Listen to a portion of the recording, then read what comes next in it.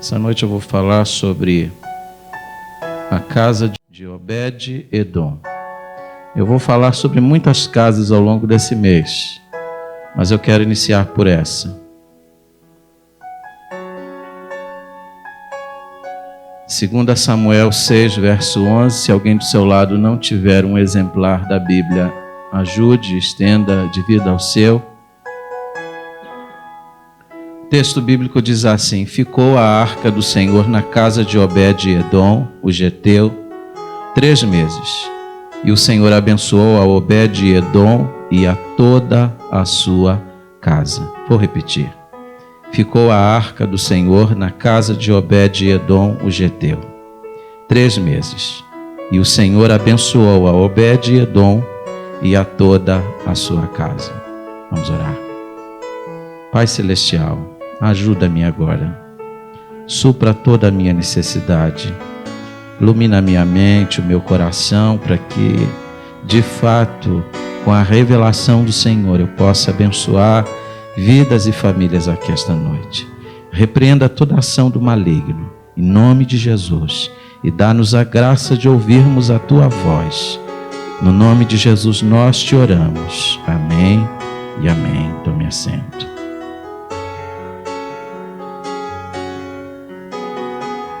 O texto de 2 Samuel 6, verso 11, ele é repetido mais uma vez na Bíblia. Em 1 Crônicas 13, verso 14, a Bíblia diz: assim ficou a arca de Deus com a família de Obed-Edom 3 meses em sua casa. E o Senhor abençoou a casa de Obed-Edom e tudo o que tinha. Lindo verso. Mas vamos tentar nos situar, irmãos, a fim de compreendermos aquilo que estamos lendo aqui esta noite. E para isso é necessário que a gente faça aqui um reciclo histórico, pelo menos rudimentar, daquilo que é a história bíblica. A Arca do Concerto, aquela figura que vocês têm ali, que é uma representação e representava a presença do próprio Deus, ela tinha sido construída, ela foi feita uma caixa de madeira que foi revestida de ouro. Deus capacitou, e eu fico impressionado com a capacidade que Deus tem. No deserto, Deus capacitou homens, ourives, que tiveram a capacidade artística de trabalhar o ouro e revestir essa caixa de madeira, e fizeram uma beleza como aquela em pleno deserto. Aquela caixa seria a representação do próprio Deus. O povo que estava em vagueações pelo deserto, em direção à terra prometida, aonde quer que fosse, a arca do concerto ia à frente. Essa era a certeza, era a convicção de que Deus estava na vanguarda, estava na dianteira, e o povo ia seguindo após ele. Linda essa figura. Essa caixa de madeira revestida de ouro, ela tinha uma finalidade além. Dentro dela seriam colocados 3 elementos: a vara de Arão que havia florescido, o símbolo da ressurreição. Estaria dentro dela o maná, o pão que desceu do céu, o símbolo da provisão de Deus. E estava dentro da arca as tábuas da lei que Deus confiou a Moisés lá no cume do Sinai, ali a representação da vontade de Deus para aquele povo. Mas a Bíblia diz, irmãos, que esta arca, um dia, ela foi roubada. Os filisteus, numa luta, num combate com os filhos de Israel, num lugar chamado Ebenezer, porque Deus não divide a sua glória. A arca representava Deus, mas a arca não era Deus. Houve um momento na batalha que a batalha ficou acirrada, e os filhos de Israel disseram: vamos buscar a arca. Se a arca estiver aqui, Deus vai nos dar a vitória. Mas Deus, irmãos, não era, a arca não era Deus, a arca representava Deus, e Deus permitiu que Israel perdesse a batalha, e a arca foi levada pelos filisteus. A Bíblia diz, irmãos, que a arca, estando em terras dos filisteus, trouxe grandes transtornos. Os filisteus fizeram uma festa. No dia que eles capturaram aquela arca, eles disseram: capturamos o Deus de Israel, arrancamos a força de Israel. E aí eles pegaram essa arca, introduziram na casa do seu Deus chamado Dagon. E enquanto eles festejavam, eles ouviram um barulho. O barulho vinha do templo de Dagon. Eles pensaram: Dagon está triturando Jeová, está pisando em Jeová. Mas aí eles abriram a porta do templo e Dagon estava com o rosto no chão, diante da arca do concerto. Não entenderam, levantaram a estátua de Dagon diante da arca e voltaram para a festa, escutaram um barulho, voltaram lá. Dagon agora não só está com o rosto em terra diante da arca do concerto, mas com o pescoço quebrado e os braços quebrados diante. Deus estava manifestando a sua glória. Não bastasse esse fato, a Bíblia diz que os filisteus foram feridos com hemorroidas e pragas de ratos. Durante 7 meses a arca só trouxe desgraça na terra dos filisteus. E eles então decidiram devolver a arca do concerto para Israel. Mandaram fazer uma carroça nova, colocaram a arca do concerto sobre ela e, sem ninguém conduzindo, disseram: vamos ver o que acontece. E sabe o que é interessante? A arca do concerto, os bois que guiavam a carroça foram na direção de Israel. Deus guiou aquela carroça até lá. A Bíblia diz que a arca chegou num lugar chamado Bet-Semes. E a Bíblia diz que o povo ficou curioso quanto ao conteúdo da arca. Sabiam que era a arca do concerto, sabiam que havia dentro dela, mas ainda assim, por curiosidade, abriram a arca. E a Bíblia diz que mais de 50 mil homens foram mortos diante da arca do concerto. Deus feriu Israel, Deus feriu Bet-Semes, porque a arca não podia ser aberta, só os sacerdotes tinham acesso a ela, e mesmo em ocasiões especiais. O povo em Bet-Semes ficou muito triste. Mais de 50 mil homens tinham morrido. E a Bíblia diz então que essa arca do concerto foi para a casa de um homem chamado Abinadab. E lá ficou 20 anos. Mas aí começa a nossa história de hoje à noite. Um dia Davi, o homem segundo o coração de Deus, a quem Deus confiou a liderança de Israel, disse assim: eu quero trazer de volta a arca do concerto e colocar aqui junto do palácio do rei de Israel. Eu vou construir uma tenda, um lugar para ela repousar, porque eu quero desfrutar da presença de Deus, porque a arca representa o próprio Deus. E a Bíblia diz então que Davi mandou fazer uma carroça nova e encomendou que os 2 filhos de Abinadab, Aiô e Uzá, guiassem a carroça lá de Bet-Semes, na casa onde estava em Jearim, irmãos, perdão, lá da onde estava a casa de Abinadab, até Jerusalém. Há 3 coisas em Davi que a gente precisa ver nesse aspecto e nesse momento da história. A primeiro desejo que ele tinha de estar perto da arca do concerto, isso é louvável.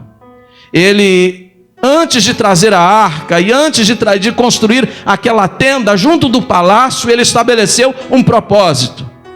Ele disse que os levitas de Israel, 24 horas por dia, divididos em turnos, iam louvar a Deus diante da arca do concerto. Mas numa coisa ele falhou, irmãos. Ele tentou imitar os pagãos. Ele lembrou que os filisteus fizeram uma carroça nova e ele fez uma carroça nova para conduzir a arca do concerto. Mas nós não podemos imitar os pagãos nos seus costumes, mesmo quando há intenção boa dentro do nosso coração. Não me convidem para show evangélico. Não me chamem para ouvir gente que eu tenho que pagar. Não me chame para esses shows gospel, com luzes, com fumaça, gente que recebe cachê. Artista evangélico, me cortem disso. A praga que entrou no meio evangélico é que nós estamos fazendo as coisas de Deus do modo dos pagãos. Deus nunca vai aprovar isso. Não existe show, irmãos, para Deus. E muito menos show para os homens. Quando Deus é adorado, o culto é para Ele, não é show, é culto. Me chamem para um culto, eu vou estar lá. Me chamem para show e eu estou fora. Porque Deus não aprova isso. O erro de Davi foi que ele quis fazer como os pagãos. Ele esqueceu que havia toda uma lei, toda uma legislação. A arca do concerto tinha que ser levada nos ombros. Vocês estão vendo aquela argolas, era colocada aquelas hastes de madeira, e os levitas então apoiavam aquelas hastes, as pontas delas, sobre os ombros e conduziam. Mas há uma lição aí preciosa. Já agora nós carregamos a cruz, e naqueles dias os levitas levavam a arca. Sempre, em toda a história, alguma coisa pesa sobre os ombros. Quando a gente quer ficar leve, e era muito mais rápido, era muito mais cômodo colocar numa carroça que vai chegar mais rápido, mas não era esse o modo de Deus, e Davi tinha que seguir o modelo de Deus. E não segue o modelo de Deus. A Bíblia diz que um dos bois que estava nessa carroça tropeçou.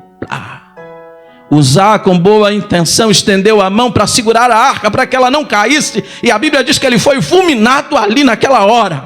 Morreu do lado da arca do concerto. Davi foi de um extremo a outro na mesma hora.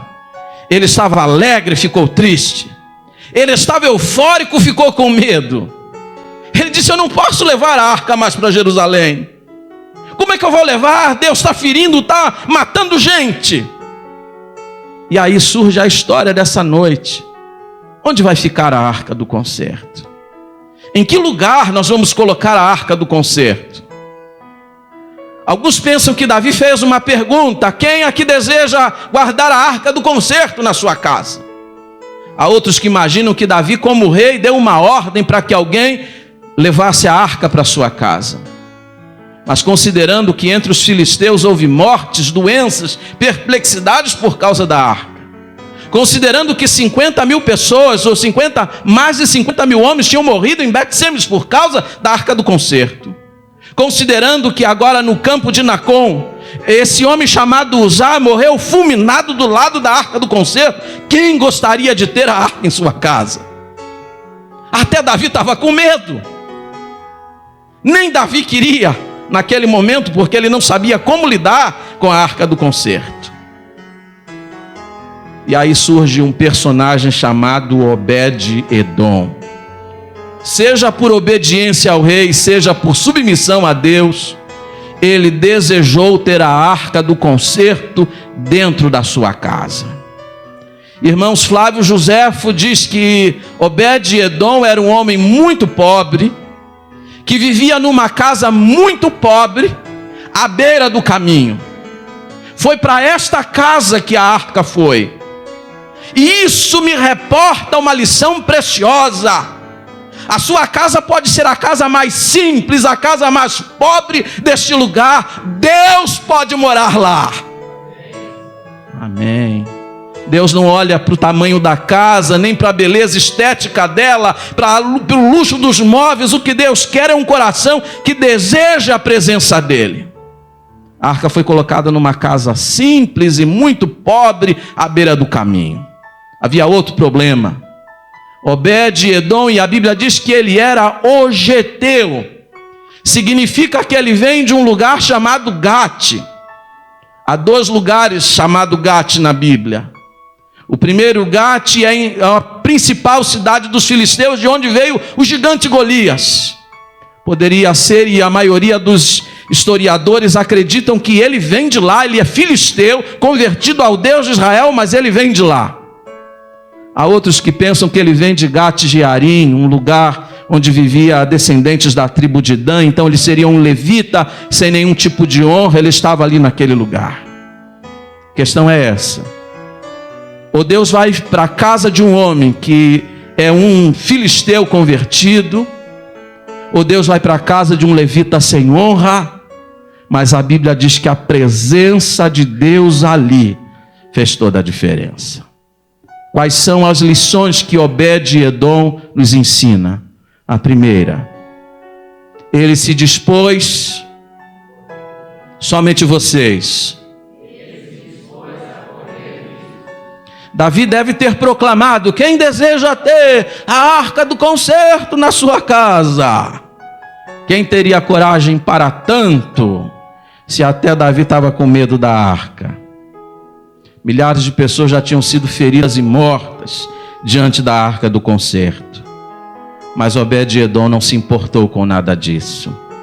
Ele não abriu mão desse privilégio. Muita gente deve ter apresentado desculpas. Davi, eu não vou levar porque eu tenho filhos pequenos, e vai que inadvertidamente eles vão lá e tocam na arca, aí morrem. Alguém pode ter dito: olha, eu sofro de sonambulismo, vai que de noite eu acordo assim e pum, toco na arca e catapum. Outros poderiam dizer: olha, eu tenho medo, ela é revestida de ouro, os filisteus já roubaram uma vez, tenho medo que roubem a arca da minha casa, eu não vou levar.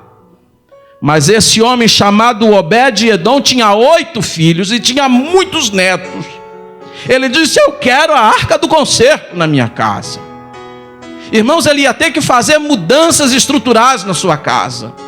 Ele ia ter que chamar os filhos e ensinar: olha, vocês não podem tocar porque representa a Deus. Agora, todas as vezes que nós passarmos diante, nós temos que orar ao Senhor, prestar reverência a Deus, porque esta arca representa a Deus dentro da nossa casa. O próprio Obed-Edom deveria agora ficar mais tempo dentro da sua casa. Mas ele não se importou com nada disso, porque ele desejava muito a presença de Deus ali. Todo sacrifício valeria a pena para ter a presença de Deus junto dele.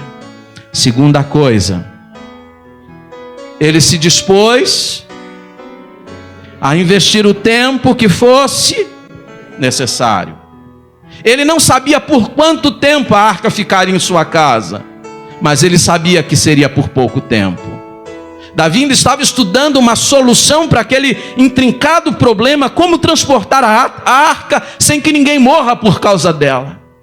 E ele sabia que ia chegar um dia em que Davi ia encontrar a solução e viria buscar a arca do concerto.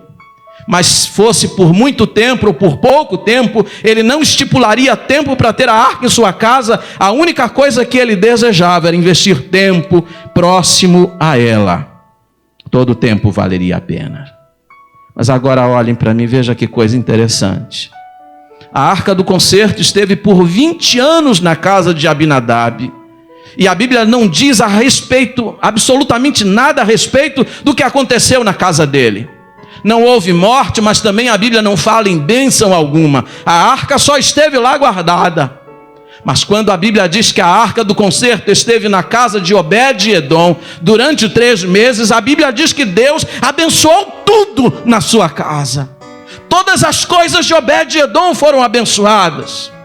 E quando a Bíblia diz tudo, eu fiquei pensando o que a Bíblia está dizendo, e eu pensei: Deus abençoou o casamento dele, Deus abençoou os filhos dele, Deus abençoou os negócios dele, Deus abençoou a saúde dele, porque Deus abençoou tudo na casa dele. A presença de Deus é abençoadora, irmãos.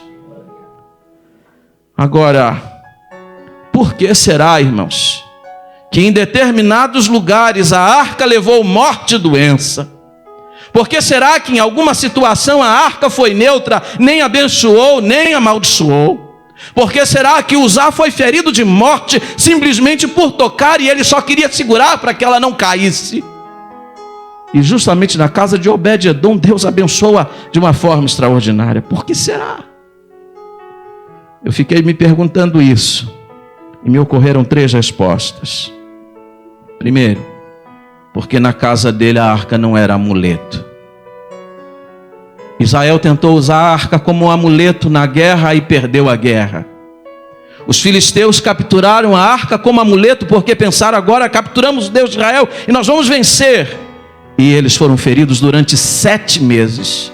E eles entregaram essa arca, devolveram essa arca com pavor. Obed-Edom não olhou para a arca como um amuleto, ele não adorou a arca, ele adorou o Deus que a arca representava. Não é o templo, irmãos, que nós adoramos, é o Deus que está aqui presente. Não é este livro que nós adoramos, nós louvamos a Deus pela mensagem que há nele. Nós não reverenciamos coisas, mas reverenciamos o Deus que elas representam. Na casa de Obed-edom, a arca não era amuleto. Segundo, porque eles mostraram devida reverência diante da arca, porque sabiam o que ela representava. Eles tinham noção de que Deus estava presente dentro daquela casa. Imagina as casas na Palestina naqueles dias tão pequenas, 8 filhos, muitos netos. Durante 3 meses só gerou bênçãos. Terceiro, porque eles colocaram a arca do concerto em lugar de destaque naquela casa. E não foi uma peça de mobiliário que eles disseram, coloca lá no depósito, coloca lá no quarto de bagulho, coloca num canto da sala. Irmãos, eu fico tentando imaginar a disposição dos móveis na casa de Obed-edom. Hoje a gente faz diferente, compra uma televisão de LCD e coloca no lugar de destaque, chama os vizinhos para ver. Eu penso que ele colocou a arca do concerto no lugar de destaque da sala, chamou os vizinhos, chamou as pessoas, estão vendo? Deus está no centro da minha casa, o lugar principal é dele. Deus abençoou de uma forma extraordinária aquela casa, porque Deus tinha um lugar de destaque. Terceira lição de hoje, ele testemunhou a bênção do Senhor. Durante 3 meses, Obed-edom, com os próprios olhos, comprovou que a presença de Deus fez dentro da sua casa. O como interferiu no seu relacionamento conjugal, o quanto interferiu no seu relacionamento com os filhos, o quanto interferiu nos seus próprios negócios. O mesmo Flávio Joséfo, que disse que Obed-edom morava numa casa muito pequena, simples, muito pobre, era o homem mais pobre à beira do caminho, disse que em 3 meses ele se tornou o homem mais rico de toda aquela região. E é interessante isto, porque a Bíblia diz que todos reconheceram que Deus estava abençoando a casa dele. E a forma de um judeu naqueles dias interpretar a bênção de Deus é quando via alguém enriquecendo. A riqueza era símbolo de que Deus estava abençoando a vida daquele homem. Obed-edom passou a ser o assunto comentado até no palácio do rei Davi.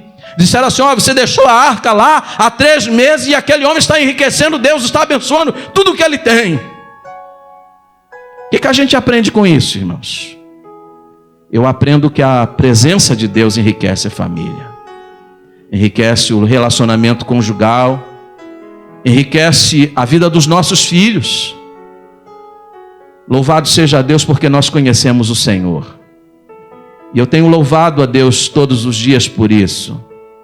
Porque eu não tenho desejo de morrer não, irmãos. Mas eu penso sobre isso.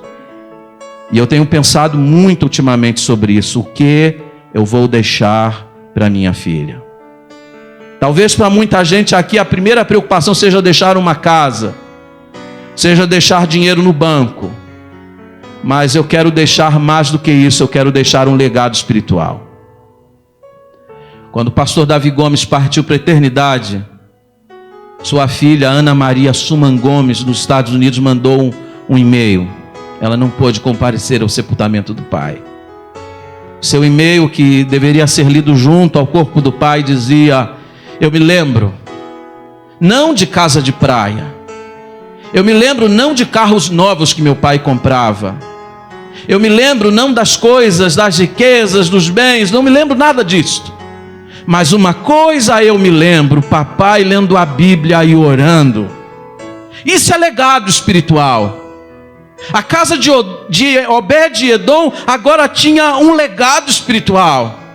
Os filhos lembrariam do dia em que o seu pai abriu a porta de casa e envolveu toda a família num projeto que significava ter a presença de Deus no centro do lar. Essa lembrança ninguém apaga. Seus filhos daqui 20, 30 anos não vai lembrar o carro que você tinha hoje. Daqui 20, 30 anos seus filhos não vão lembrar de muitas coisas que você comprou nos dias de hoje, mas eles vão se lembrar do tipo de vida espiritual que você levava no dia de hoje. Qual é o legado que você vai deixar? A presença de Deus enriquece, irmãos. Pastor Celso, levaram coisas suas, mas elas vão, elas vêm, Deus as dá. Não é isso que conta. O que conta é as coisas que têm valor espiritual. Enriquece a vida, a presença de Deus enriquece. Mas tem um detalhe. Tem que levar Deus a sério. Diga isso para a pessoa do seu lado. Tem que levar Deus a sério. Porque 20 anos a arca esteve na casa de Abinadab. Sabe o que aconteceu lá? Nada. Nem bênção, nem maldição. Tem gente assim, eu tenho Jesus no meu coração. Jesus está na minha casa. O que acontece lá? Nada. Talvez porque não leve Deus a sério. Na casa de Obed-Edom, Deus foi levado a sério. E em 3 meses, Deus abençoou aquela casa de uma forma tão grande que até no palácio de Davi se comentava. Deus quer abençoar a sua casa. Amém? 4, já vou terminar. Ele não abriu mão do privilégio. Um dia aconteceu uma coisa que Obed-Edom temia muito. Talvez ele estivesse lá no campo. Vocês falam aqui carpindo, né? Aí no Rio de Janeiro seria capinando. Aí gritam para ele, Obed-Edom! Aí ele olha, está lá a carruagem do rei Davi. Davi e os levitas, 30 mil homens. Davi envolveu quase todo Israel para transportar a arca. Até um exército ele levou para lá. 30 mil homens. Viemos buscar a arca do concerto. Imagina, a casa dele foi abençoada 3 meses justamente pela presença de Deus. E agora Davi vem levar a arca. O que você faria? Ele disse, Davi, não me importa. Eu quero ser o porteiro da tenda onde a arca vai ficar, mas eu vou junto com ela. Ele foi junto, irmãos. Pegou os filhos, pegou os netos, colocou todo mundo e vamos para Jerusalém, porque longe de Deus nós não podemos ficar. A Bíblia diz, irmãos, que Obed-Edom foi colocado primeiramente como porteiro, porque ele deve ter pensado assim, nem que seja por uma fresta da porta, mas eu vou querer ficar olhando para a arca, eu quero ter Deus perto de mim. Agora veja que coisa interessante. 1 Crônicas 15, 24, Obed-Edom é colocado como porteiro do templo. 1 Crônicas 16, 4, ele é colocado como músico que tocava harpa diante da arca do concerto. Tocava harpa, irmãos, aprendeu até tocar harpa. Quando a gente quer, aprende. Que sirva isso de lição para o pastor Glauco. Tentei aprender violão, irmão, não aprendi nada. 1 Crônicas 16, 38. Obed-Edom aparece como um dos líderes, ou o líder de 68 levitas que serviam diante da arca do concerto. 2 Crônicas 25, 24, Obed-Edom aparece como tesoureiro do templo. Ele administrava o ouro e a prata do templo, e estima-se que ele era o tesoureiro que administrava uma riqueza hoje, seria de 3 bilhões de dólares. Como é que... O homem outro dia era ninguém. Outro dia morava numa casa caindo nos pedaços na beira do caminho. Era um filisteu relegado lá, um segundo plano. Mas ele desejou tanto a presença de Deus, que Deus abençoou a sua casa, e Deus lhe abriu oportunidades de serviço, e ele agora adorava o Senhor como um dos principais do templo, da casa do Senhor. Sabe o que isso quer dizer para mim e para você? Não existe coisa melhor e mais preciosa do que a presença de Deus. Nós temos que desejar a presença de Deus na nossa vida e na nossa casa. Se Deus estiver na sua casa vai ser uma casa abençoada. Diga isso para a pessoa do seu lado.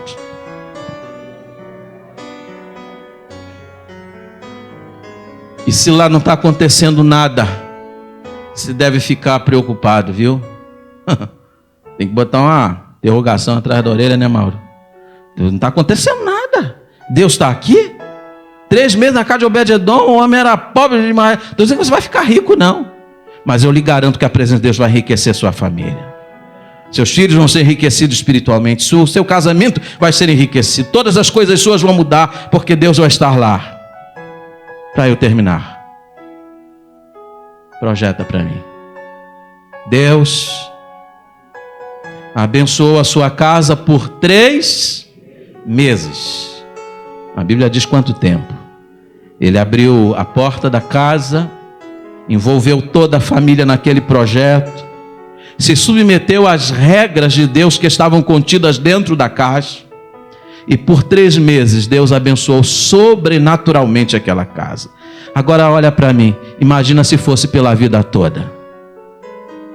3 meses só, irmãos. Agora imagina se ele fosse assim, não, essa arca vai ficar aqui para sempre.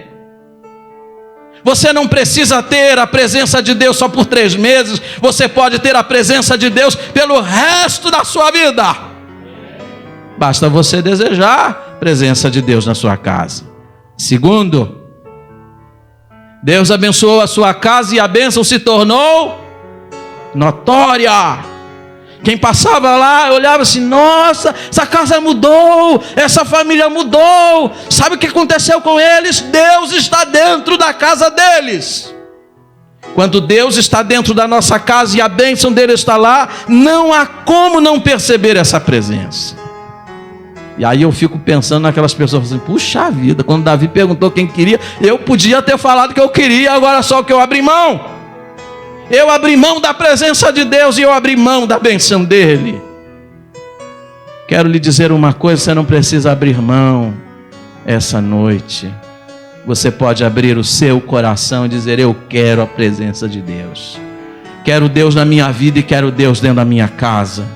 E eu lhe garanto, não vai ser só por 3 meses que Deus vai te abençoar. Deus vai abençoar a sua vida para sempre. Deus vai abençoar a sua casa a partir de você. Mas uma coisa fique clara, você precisa desejar a presença de Deus. Curvem as vossas frontes, por favor, todos vocês.